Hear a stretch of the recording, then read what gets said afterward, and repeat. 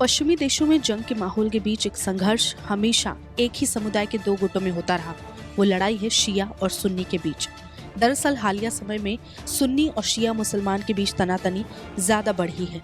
एक तरफ कुछ पश्चिमी देशों में वर्चस्व की जंग छिड़ी, वहीं शिया सुन्नी अपने अस्तित्व की लड़ाई लड़ रहे हैं। यहाँ लड़ाइयाँ खास करके कुछ ऐसे देश में चल रही हैं जिनमें सीरिया, इराक, ईरान जैसे देश शामिल हैं। शिया और सुन्नी की इस जंग के बीच पश्चिम एशिया की राजनीतिक और धार्मिक पटल पर भी इसका प्रभाव पड़ रहा है, जिसकी वजह से इन देशों में कई बड़े बदलाव देखने को मिले।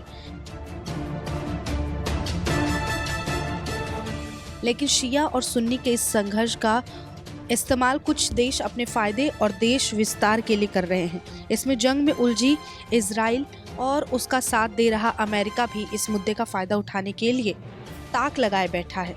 हाल ही में इजरायली अखबार जेरूसलम के पोस्ट में शिया और सुन्नी संघर्ष में अब तक दुनिया पर कितना प्रभाव डाला, इसका विश्लेषण देखने को मिला।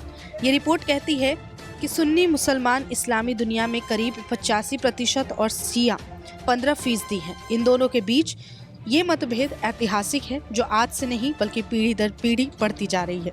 लेकिन बीते कुछ दशकों में इसका अलग प्रभाव भी देखने को मिला।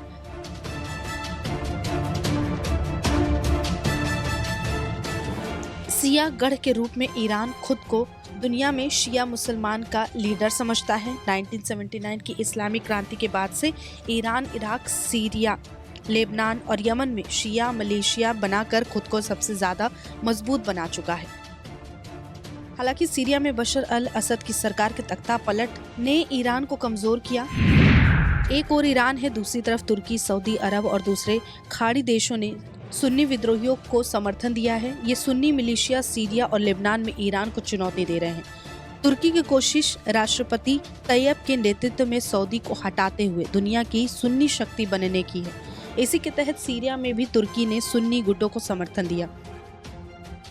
अरब दुनिया का एक बड़ा मुद्दा फिलिस्तीन रहा है। फिलिस्तीन में ज्यादातर सुन्नी रहे हैं और ये लोग अक्सर इस जंग के बीच फंस जाते हैं। गाजा में हमास को ईरान से समर्थन मिला, लेकिन हिजबुल्लाह से उसे उम्मीद के मुताबिक मदद नहीं मिली। तुर्की भी खुद को फिलिस्तीनियों और हमास का पक्का सहयोगी बताता है। वो इजराइल पर आक्रामक रहा। पश्चिम एशिया में सुन्नी शिया संघर्ष धर्म से आगे बढ़कर प्रभाव के लिए होड़ करने वाली क्षेत्रीय शक्तियों के बीच हितों के टकराव से ज्यादा है। ईरान और तुर्की विरोधी पक्षों का प्रतिनिधित्व करते हैं, लेकिन फिलिस्तीन पर चीजें जटिल बन जाती हैं। वहीं रूस इस स्थिर मिश्रण में एक और परत जोड़ता है। रूस और ईरान के बीच सैन्य सहयोग है। हालांकि सहयोग के बावजूद दोनों के रिश्ते में कई असहमतियां भी हैं। अमेरिका का भी क्षेत्र में अहम किरदार है। निवर्तमान अमेरिकी राष्ट्रपति डोनाल्ड ट्रंप की ओर से सीरिया से ईरान तक आक्रामकता दिखाने के संकेत दिए गए। ये चीज़ों को और ज़्यादा मुश्किल कर सकता है। इन सब की वजह से पश्चिम एशिया का भू राजनीतिक परिदृश्य नाटकीय परिवर्तनों से गुजर रहा है। ये क्षेत्र में बड़े बदलावों की भी वजह बन सकता है।